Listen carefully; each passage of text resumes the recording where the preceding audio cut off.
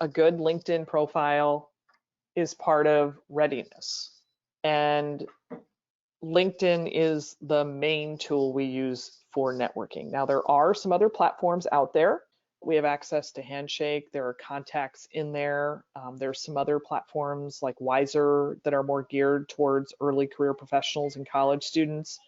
I'm not ignoring any of that, but I want to focus on LinkedIn, because when you all are looking at things in the professional environment these days, everybody's using LinkedIn. I'm not a stockholder. LinkedIn, by the way, is owned by Microsoft. Disclaimer, I don't own stock in Microsoft, so I'm not promoting it in any way. I'm just expressing the reality that most people are on LinkedIn. As a student, now is a really good time to start getting the profile built, and then you can accumulate it over time. And then 10 or 15 years from now, when we go to a new platform, you just convert that stuff over. You all need 4 main things in your LinkedIn profile. One is kind of some keywords that describe you.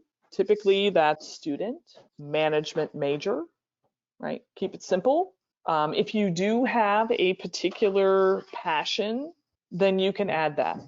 Passionate about the music industry, focused on sport management, whatever it is. Driving innovation in operations, right? The nice thing about a LinkedIn headline is that you can set what it is, and it's expressive of your professional position. That's just the way to say it, okay?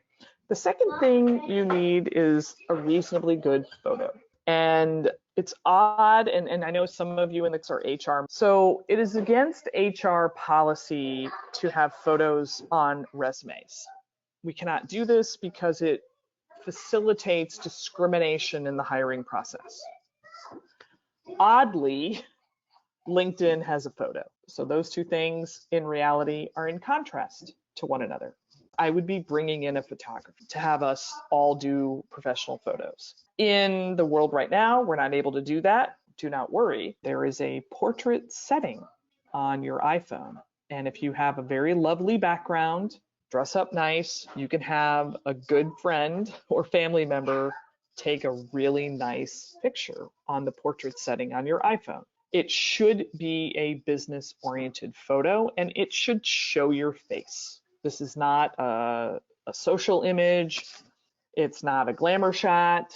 It should show you in a professional sense, because first impressions matter, right? So it should be how you want to present yourself in the business world. And each of you will have a different way that you want to present yourself. My big thing is I like to see people's faces. And down the road, when we re-engage in in-person connection, I meet a lot of people for the very first time. And a lot of times, I'm either in a coffee shop, the Barnes and Noble, and I've never met you in person. And I'm looking at your photo to do the wave.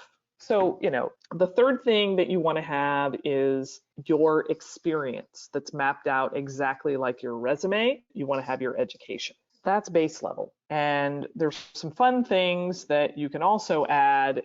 One of them is a professional summary, or the about section. And this is a really nice way for us to today combine some of the aspects of social media and the purpose of LinkedIn. So I like the professional summary to be voice on the page. It's speaking from you. It's written in first person. And it's when I read it, it's like you're talking to me.